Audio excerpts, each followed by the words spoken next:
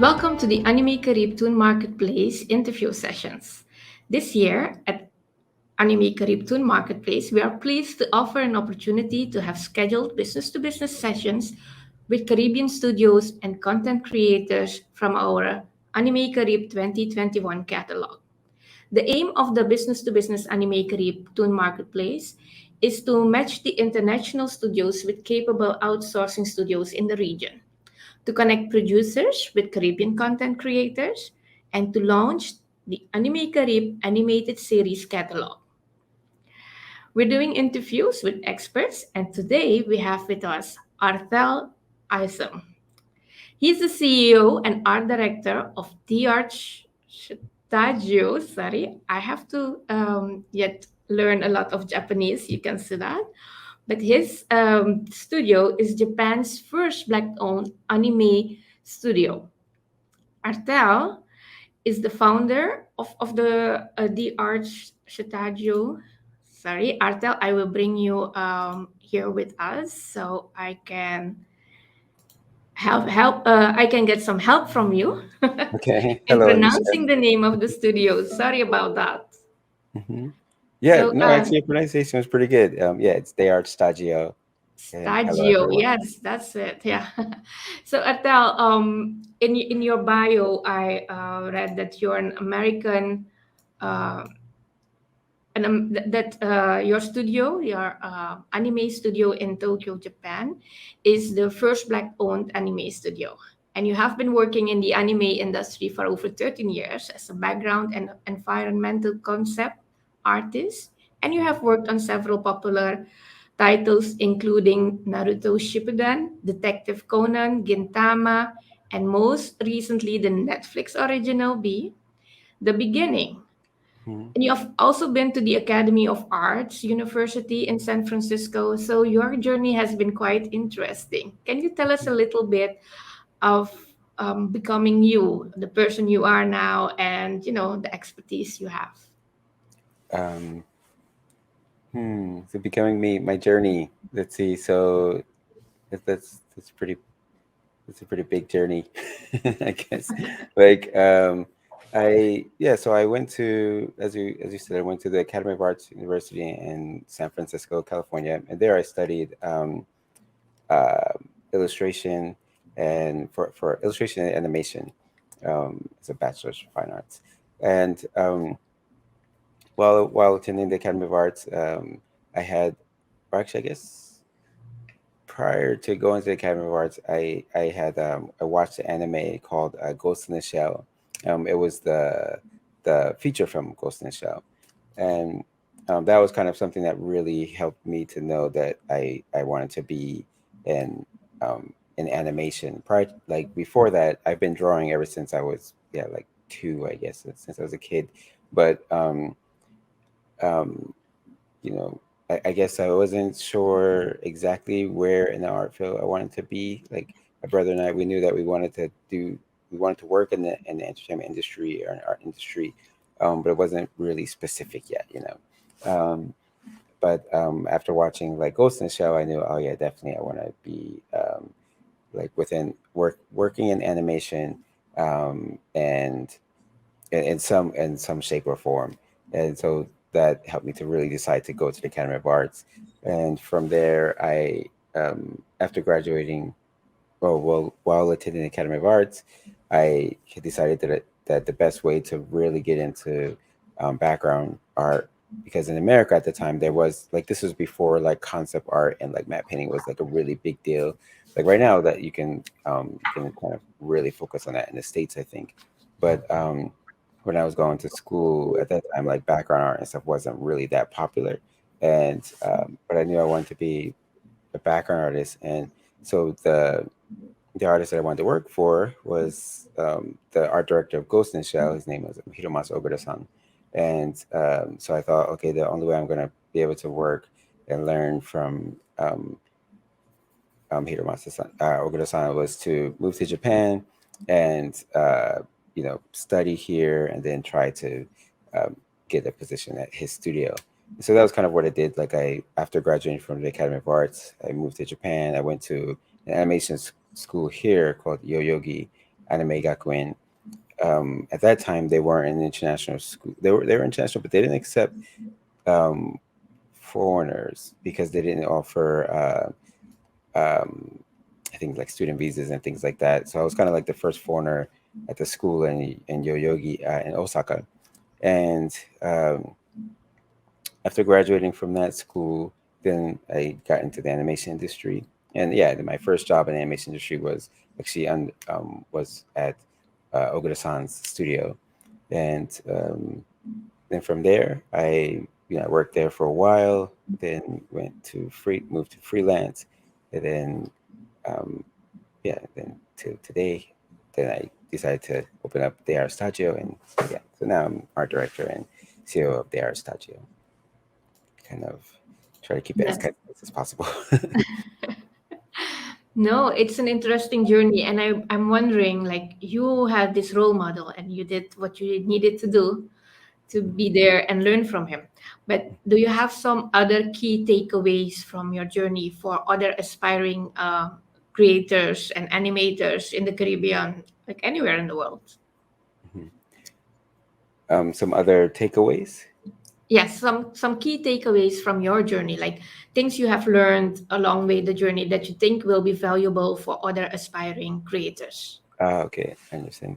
Um, let's see. So I think the things that I learned the most or maybe some key takeaways that I have for my own journey is definitely um, yeah, like once you have a goal, like sticking with it, like don't be discouraged because like at least on my journey, like that was something I had to learn early, like because they're like particularly like coming from the States and then just moving to a whole nother country and like having to learn like a totally different language and work in an industry where there aren't, at least at that time there were like no black people, so like it's easy to get discouraged, like from yourself, and also just by the surround, like just the world, right? Like there are people who will just kind of say, "Oh, that's impossible," and things. So I say, definitely, like when you have a goal, like really don't listen to like naysayers and things like that. Really focus on what it is that you want to do, and if you do that, you can achieve anything that you want. The second thing, another big takeaway that I learned, or is that there's always a process, and always respect the process. What is it? A goal without the process is nothing but a dream, or something like that. I think that it's something like that. And um and so essentially what it means is that, like, if you don't if you don't think clearly about how you want to do something, then you really are just only dreaming, right? And so you want it to be a real concrete goal, right? But what a goal is like, oh, that's what it is. It's a goal without a plan. That's what it is. A goal without a plan is nothing but a dream. So you have to have a clear plan for what you want to do, and then that plan is the process, right? Like, how are you going to get to where you want to go? And when I was in art college and I knew that I wanted to come to Japan, like, um, I set out a plan, like, how can I do this? And when I got to Japan, I was like, okay, I want to work for this person. So I decided, I figured out what my plan was, and I just followed those steps. So I think that having a clear plan for what your goal is, and then following that plan, and usually there will be people who've already achieved what you want, or if there isn't, like, trying to find out people who've gotten close to what you want, and learning from them, like what did they do, and then you take those steps and you come up with your plan, and then you follow that plan, you know so that's something that I kind of apply that to everything I do. Once I figure out what my next goal is, I study up on what it is that I want to do. I figure out what my plan is, what's the process, and then I just follow that process. Yeah. Well, those are very helpful tips, I can say, because what we see here with many young people in the Caribbean, and I know that because I have been working with a lot of young people, is that what happens in the whole process is that we think that, oh, this is something nice, I want to do it, and then when they see how much work it is Mhm. to get there, Mhm. it's usually discouraging, Yeah. and there is not so much trust in the process, like you said, trust the process.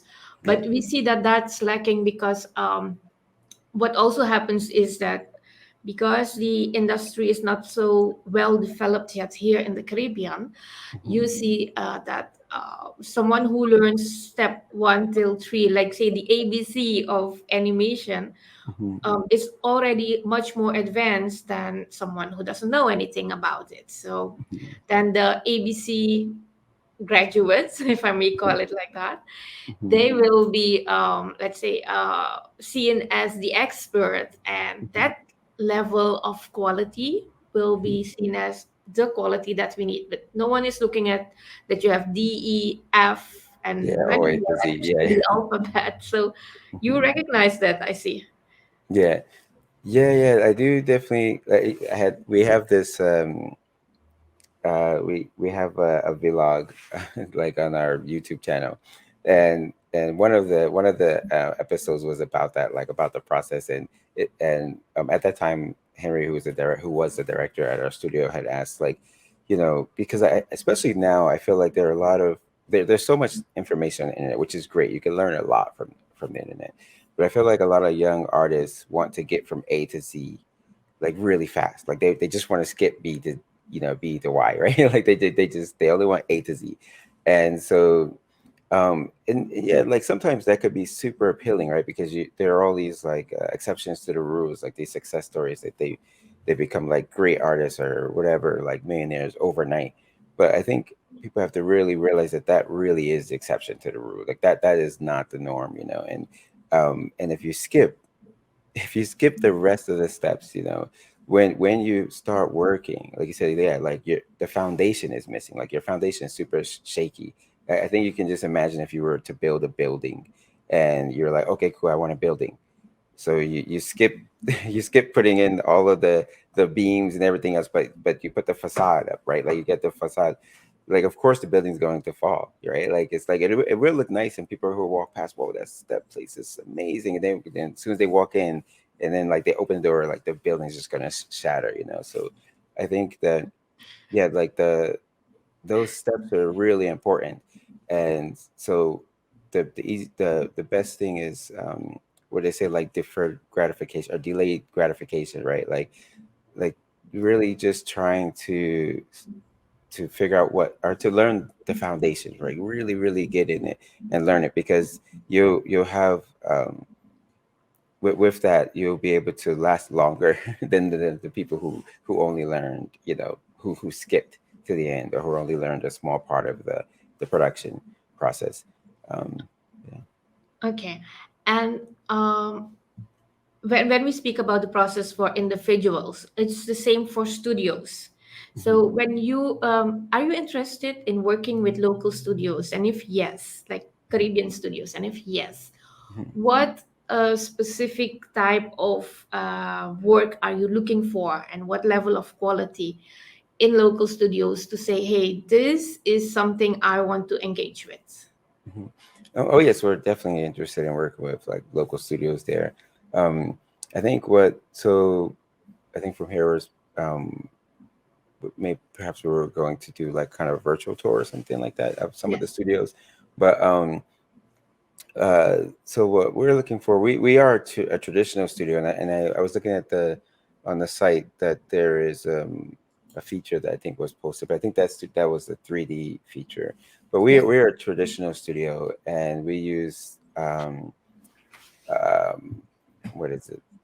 We don't do puppet based animation really. So we do yeah, just frame by frame animation. And so the studios that we would be most really eager to work with are the studios who are traditional studios, and who focus on um, drawing frame by frame animation. And yeah, I think that's kind of what we're really looking for. Great. Yes, you will be meeting some of our local studios, and we have also lined them up. So, yes, on the 28th of the festival, you will have these meetings, and that's the whole Okay. Anime Crypton Marketplace. And this is as a sort, as a type of preparation to get them to show our studios what you as an international buyer are looking for in animation. And yes, you said traditional, like more frame to frame animation and not with puppets, etc. Mhm. Um, if you look at the quality level, are you looking like in terms of tool software or anything that you can use to describe the quality? Um, So the quality, I think, wouldn't necessarily be based on the software, at least for us, because a lot of that studios. So we work with quite a few studios in different countries, like Korea and Vietnam and India, China, and things like that. And so um, each of those places, I think some of them use different software. Like in Asia, people use like Clip Studio, which is the newest for form, I guess. We use Harmony from Toon Boom, which a lot of Western studios use. Um, some of our artists use paper and steel, and then some of our animators use, I think as long as you can draw like frame by frame, right? Like you can draw at least keyframes, right? We generally, if we were to hire out to some, if we were to be able to hire some of the studios in the Caribbean for work, we would most likely we would check what type of work they do. Like, do they do in betweening well, or do they do like amazing keyframe stuff? And then we would hire them for that particular skill set. And so, but for quality, I think it's more um, like looking at the work itself. So obviously a really strong understanding of like anatomy, like a lot of stuff that we at least our studio is really more um, based on realism. Like we don't do a lot of like deforme and like children based stuff. So with like simple characters. So the studios that we would look at are the ones that really focus on uh, drawing like really realistic things, both animals and human form.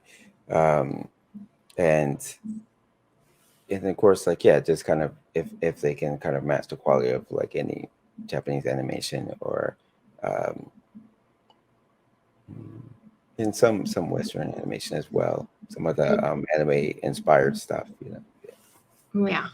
And then working with these studios, you mentioned that you work with company studios in India and all the other countries. But when working with these studios, can you tell us a little bit about your business model, how you approach this, and what local studios need to know in order to prepare to work with you? So I mean, generally the things that we look for is this, do they have an understanding? I mean, of course, first and foremost, of just um, animation, right? Like the fundamentals of animation. Um, Sometimes when we work with the studios, they haven't worked with the East, and then that's a little tricky, just because the East has a different pipeline. But we're willing to kind of like we can show that process to studios. So I think the things that we look for the most is just do they have um, a strong understanding of animation in general. Like that's the most important. Like can they, do their are their characters expressionate? Do they have weight? To their movement. They understand timing, and of course, being prompt with their work. Um, what else? Yeah, I think quality. I think those are the main things that we look for. Yeah. Yeah, yeah. Well, that's helpful if we know like how important it is for you to collaborate, because you've been collaborating in Asia a lot, but to collaborate with a region that is as diverse, and we are many cultures in one. So is that important? Do you think that there is this uniqueness that we as a Caribbean can bring to the table to your studio, your, let's say, work that you're doing? Mhm. Oh yeah, of course. I think just diversity and anything bring um, like contributes, right? Because hopefully I imagine that if we were able to work with some of the studios in the Caribbean and Trinidad, that they would kind of closely they would be able to relate with some of the stories that we were aspiring to tell, and also just when it comes to the way with some of the characters that we hope to portray on screen, that they would be able to you know since they will be able to identify with them closer, like perhaps they will be able to really get in and draw the characters properly, and even making giving them that life, that expression and personality to these characters, by being able to draw from their own experiences and things, which is really important for animation, right? Like animation is it's just acting, right, but on paper. And so a lot of the animators, I think animators forget that, right? That it's not only just like move, like, oh, I successfully moved the character, but you have to be able to breathe life into this thing, right? And so you have to be able to act out. So the characters that we our stories are all diverse stories, and so we want to, we would hope that working with the studios in the Caribbean, that they would be able to act these stories out and act these characters out, and then breathe that into the characters. So. Okay. Well, we have learned from you a few tips, of course, and some takeaways. I was thinking, if there is anything in particular, as a closing, that you wanted to say to our audience, which will be the local studios mainly, and some other young aspiring creators and students from the UTT BFA program who will be watching this interview. So, do you have any like closing remarks or tips or anything for them? Um, so for the students, and who else is watching? Sorry. The studios, like the Oh, local and the studios. studios. Okay, the studios. Um, Well, I don't know if I have like it's kind of hard to give tips without really knowing who it is that I'm directing these tips to. I But know. so I think I would just be kind of just I'm kind of excited to be able to learn about the studios more, and I'm looking forward to being introduced to the studios and to the work that they do, and just kind of learning about what kind of work they want to do. And for the students, I think just um, the tip, maybe I would say, is just that, yeah, like knowing that the animation world has can open doors to the world, right? And like animation is such a big industry, so I think sometimes, um, like you said, like maybe the animation industry in Caribbean is still growing, so perhaps animators and things feel that it's like, maybe their idea of it is a little bit short sighted, but the world of animation is so massive, and so I think the students, I think, yeah, like just understand that if you like just like look at me, like, right, I'm from New Jersey, from a small little ghetto, but I'm now living in like a totally different country, and so like you can do so much, with art. So don't be discouraged by it, and understand that it can be a path to so much if you really put in the work. Thank you so much for those words. And yes, and thank you for being here with us, Atta. We really appreciate you taking the time and sharing with us. So yes, we're looking forward to have you at Anime Karib Festival this year. Okay, looking forward to it too. Thank you, Anishka. Thank you so much.